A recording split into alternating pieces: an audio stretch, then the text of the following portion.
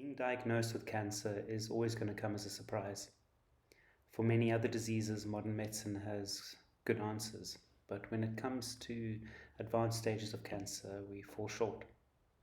In South Africa alone, there's 110,000 patients per year that are diagnosed with cancer. The most common is breast cancer in females and prostate cancer in men. And if we look at stages 1 to 2, where it's still fairly localized, you have a fairly good success rate. Cervical cancer, melanoma above 90%, for example. But the minute it starts spreading or is advanced in stage 4, we're looking at less than 18%. Stage 4 pancreatic cancer, according to the SEER database, shows us a 1-year survival of less than 3%. Most of us somewhat vulnerable and in unfamiliar territory.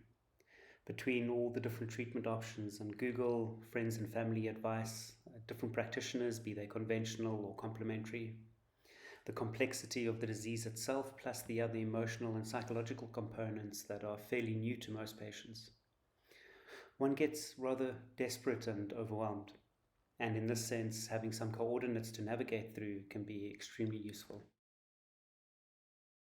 I'd like to talk you through the 5 pillars of oncology support and integration.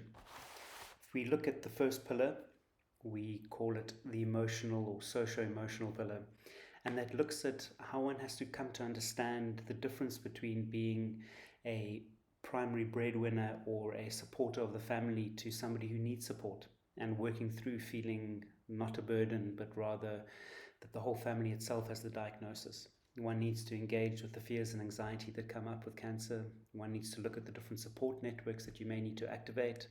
How do you speak to children about cancer in the family? And how do you remain intimate and present for your partner whilst there's a plethora of medical activity and emotion storming through the family? Becoming familiar with the socio-emotional components of cancer treatment, and certainly as a family with a diagnosis of cancer, serves as a strong cornerstone in any treatment plan and helps you navigate through this cancer journey with a lot more ease. The second pillar I'd like to talk about is the optimizing wellness pillar. Now, this looks not only at your physical body in terms of screening for nutritional deficiencies or various things that you might go to your doctor for general health checkup, but it also includes looking intimately at one's exercise regime. Which exercises are appropriate? How do we help the physical health of the body and the perfusion? How do we look at sleeping patterns and sleep hygiene? How can we look at other elements that have to do with colon cleanse and microbiome and all of the other facets that work towards enhancing the immune system? I wouldn't call this treatment of cancer, but rather a very, very important element to supporting cancer treatment and optimizing wellness so that your quality of life is improved and that your response to treatment is improved. The next pillar is treatment. That involves both conventional, be it chemotherapy, radiation, surgery, or various other new types of modalities that are targeted at cancer specifically, or immunotherapy. And then also the complementary medicines. They can help sensitize chemotherapy. They can help enhance the immune system in immunotherapy. They may prepare you for surgery or recovery from surgery or ameliorate some of the side effects. So when you start integrating all of these different treatments, both natural plants to supplement to nutritional to various hypothermia and things like that, with conventional chemotherapy, radiation, surgery, suddenly you have a lot of tools in your box. And choosing the very best one and personalizing it to you is going to help you not only feel at ease that you're doing the best, but inspire you and obviously affect the outcome. Overlooked is the 4th pillar. This has to do with administration. Without understanding things that have to be put in place when you have cancer, the road is a lot more rocky and stressful. This may include things like policies being called on that were in place both for financial assistance and making them aware or activating certain benefits. You may have to form a living will, decide on a DNR, resuscitate issue. You may want to put some things to rest in the business or hand certain things over. This doesn't mean doom and gloom or giving up hope. It means taking responsibility and accountability for the things in your life that can run much smoother and free you up.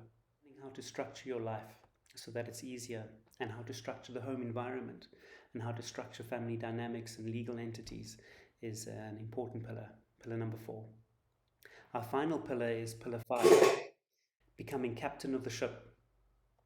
How do we look at putting you in charge so that you don't subjugate power over to the doctor? How do we look at you understanding the themes and the perhaps spiritual lessons that you want to look at? And this reorientation allows you to start looking at deeper patterns of thinking and belief systems that may free you up more. Leaning into the struggles and using the 5 pillars to help navigate you through the challenges. You sit in a position where you feel that life's optimized.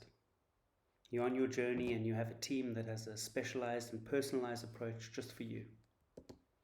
But it doesn't come without its cost. And I'm not talking financial cost. There are always ways of modifying treatment plans according to financial means.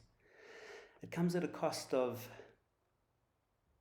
letting go of all the habit patterns and belief systems you once held, of reorientating self-care to be the priority for self-development, almost like an iceberg. It looks shiny on the top for most of your life, and as cancer emerges through the bottom, you realize you have to take a closer look at some of the dirt that lies beneath, some of the cleaning up of the subconscious that's needed. That's an incredible opportunity to really transform things and to engage with life on a whole new level. But it means losing certain comforts, certain safeties, presenting a vulnerability that you otherwise would never have considered needed or possible even. It requires you being okay with asking for support and asking for help. It means you become the most important person in the room.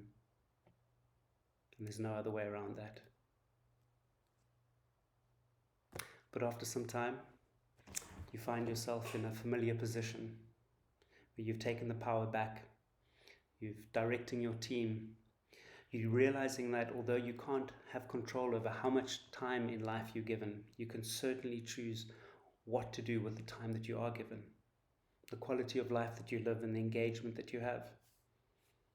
And when you look back on the process and the hard work that you've done, you realize that you have chosen the very best treatments from potentially all over the world. All of them are present in South Africa for you. And having sat at the point where you can really say you've now worked at yourself, you have optimized your well-being, you've looked at socio-emotional networks, you've used cancer as an opportunity to unearth certain patterns and spiritual transformation that was maybe required but not addressed before. And that this overwhelming feeling that you had in the beginning of too many treatment options or needing to hand power over to just conventional treatment, you found yourself in an unusually and strategically powerful position. So I urge you all to lean into the struggle and dig to the bottom, and you'll find many riches on this cancer journey.